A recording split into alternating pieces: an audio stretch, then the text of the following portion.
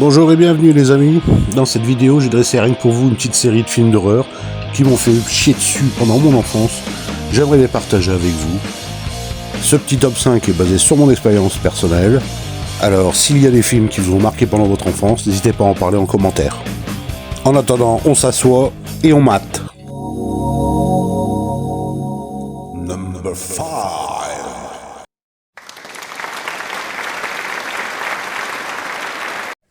Sorti en 96 et réalisé par Brian Yuzna, je l'ai mis en 5e position car c'est clairement le plus soft.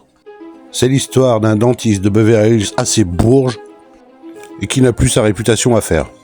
Bon, au début, le mec il fait son taf assez bien, il a les idées claires, mais après il y a un mec des impôts qui l'appelle pour le contrôler, sûrement parce qu'il a essayé de mettre une cale à l'état.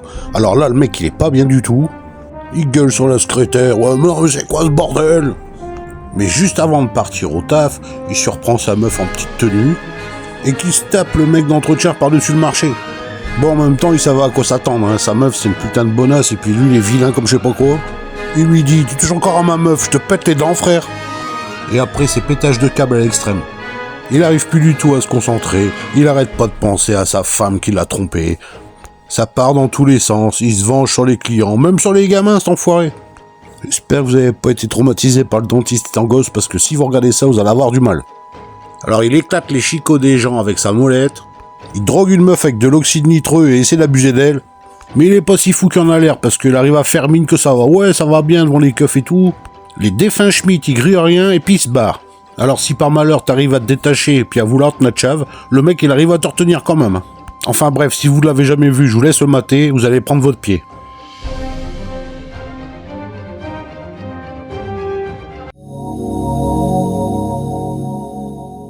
Number 4.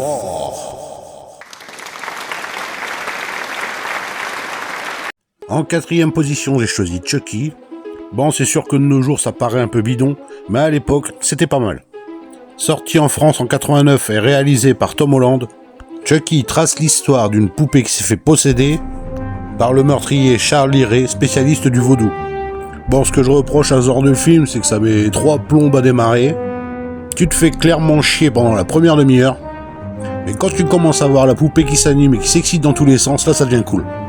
Son mignon petit visage de poupon se transforme en visage d'horreur, sa voix de psychopathe est bien choisie, les gestes de la poupée font plutôt réels, et malgré qu'elle soit haute comme 3 bites à genoux, ça fout les jetons. Bon, si vous attendez une partie de Jean Valère dans ce film, vous êtes mal tombé.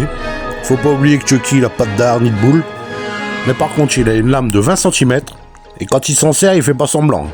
Alors imagine une poupée avec un churine dans les mains qui te court après mon con, bah y a de quoi te chier dessus.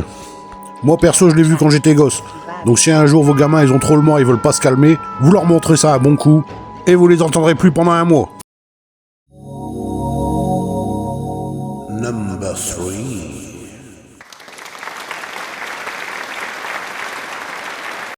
En 3e position, j'ai choisi Les Griffes de la Nuit, réalisé par Wes Craven et sorti en France en 85. C'est l'histoire d'un tueur psychopathe qui s'appelle Freddy Krueger, qui a été brûlé vif par des gens dans le passé et qui revient pour hanter leur mioche pendant leur sommeil. Faut pas se laisser avoir par son look de vieux schnock, avec son vieux pull rayé et son chapeau. Sa tronche cramée donne envie de gerber et j'aimerais pas être son dermato. Ma scène préférée reste celle où la meuf dort dans le bain. On voit Freddy qui lui mange la minche sous l'eau et qui essaie de lui caresser les niches avec ses griffes. Au moment où elle va prendre son pied, il y a la daronne qui frappe à la porte. Et là, la meuf, elle se réveille et Freddy est blaze. Ça reste un bon petit film à mater avec madame. Y a de quoi lui foutre les jetons, vous empêche pas de profiter de la situation. Number 2.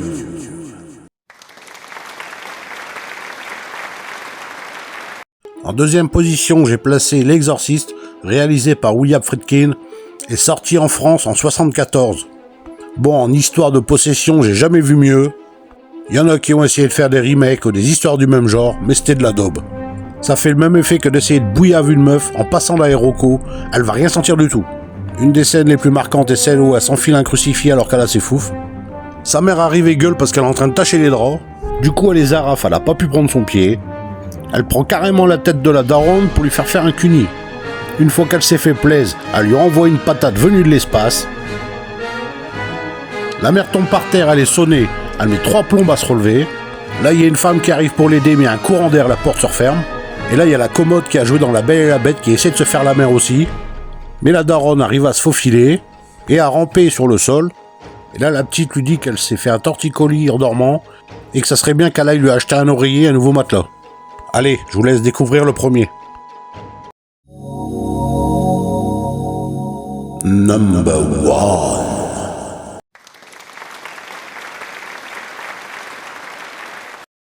En première position et sans hésitation, j'ai placé Brain Dead de l'excellent Peter Jackson, sorti en France en 92. Le film raconte l'histoire de Lionel, un homme timide et complètement dévoué à sa mère tyrannique.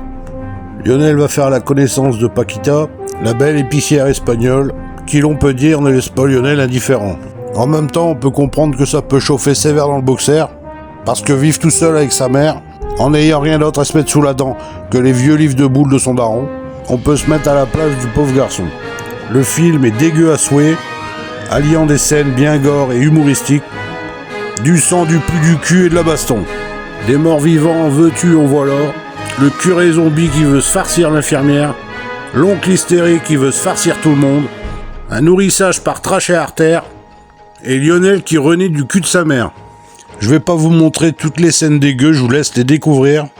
Le film n'a pas pris une ride, moi je l'ai vu, j'avais 10 ans, et malgré son aspect vieillot, moi je m'en lasse pas. Je vais simplement vous laisser la scène du repas pour vous donner un avant-goût de ce qui vous attend. On y voit Lionel et sa mère à table avec ses deux amis, la daronne qui fait gicler le pull dans la crème anglaise, et l'invité qui se régale avec tout ça. Alors je sais pas quel effet ça vous fait, mais la prochaine fois que vous mangerez, je vous garantis que vous y penserez. Dans la scène, on se rend compte que la mère commence à pourrir de l'intérieur, elle en perd son oreille et finit par la becter. Je répète pour les malentendants, elle finit par la becter. L'invité qui pense qu'à maquer et qui capte rien à ce qui se passe, et Lionel en train de faire dans son calbé. Bon, il y a quand même la vieille qui en loupe pas une miette. Elle finit par être écœurée et se lève de table pour aller gerber. Vraiment qu'elle m'a élevé, je l'inviterai plus celle-là. Bon, sur ce, je vous lèche. N'oubliez pas de vous abonner et de liker. Ça fait toujours plaisir à un petit youtubeur comme moi.